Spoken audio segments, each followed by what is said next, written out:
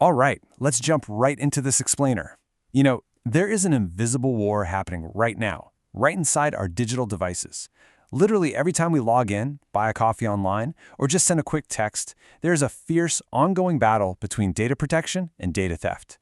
And today, we are mapping out this exact digital battlefield. Here's our blueprint for the digital fortress today. First, we'll look at the art of cryptography. Second, securing the digital vault. Third, how hackers actually attack you. And finally, detecting the invisible intruders. So starting things off with part 1, the art of cryptography. Cryptography is essentially your digital lock and key. It's the art of taking your plain, everyday information and converting it into a secret, scrambled format, a process we call encryption. Because of this, eavesdroppers and unauthorized snoops are left staring at absolute gibberish. Only the intended receiver holds the specific key needed to convert that gibberish back into a readable form, which is decryption. It is literally the invisible shield guarding everything from your banking app to your private group chats.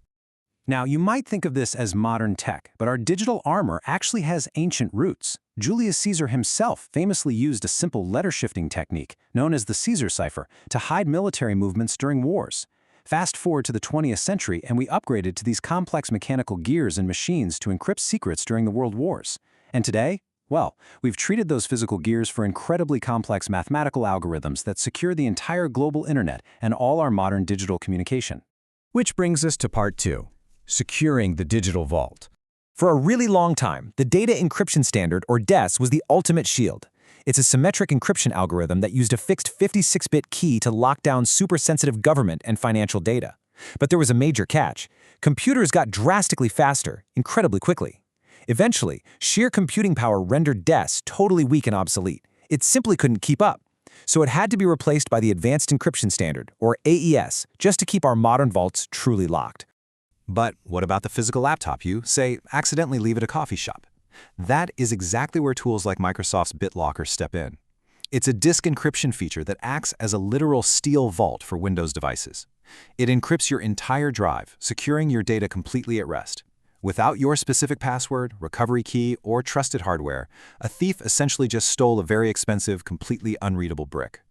So this brings up a really fascinating plot twist. If the math behind modern encryption, stuff like AES and BitLocker, is basically unbreakable by today's standards, why do we still hear about massive data breaches all the time? How on earth are the bad guys still getting in? Let's dive into part 3 to find out how hackers attack you. You see, hackers usually don't even bother attacking the encryption directly anymore. The math is just way too hard. Instead, they attack the absolute weakest link in the chain, us. They'll use phishing, sending these fake, hyper-realistic emails and websites just to trick you into voluntarily handing over your login credentials or credit card details. And if you happen to use a weak password, man, they don't even need to trick you. They'll just use brute force attacks, rapid-firing literally every possible character combination, or dictionary attacks that simply cycle through common words until they guess right and walk straight through your front door. Now, sometimes attackers don't even want to sneak in and steal your data. Sometimes they just want to burn the whole building down. They do this through something called packet flooding. Imagine thousands of people trying to cram through a single narrow doorway at the exact same time. A system or network is forcefully overwhelmed with a massive number of data packets, completely consuming all available bandwidth.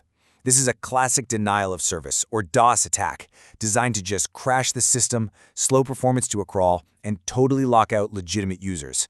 Then there is the terrifying stealth of a drive-by download. You might think you have to actually click a sketchy link or download an attachment to get a virus, right? Well, actually, scratch that, you don't. Simply visiting a compromised website allows malware to automatically exploit vulnerabilities in your browser running in the background.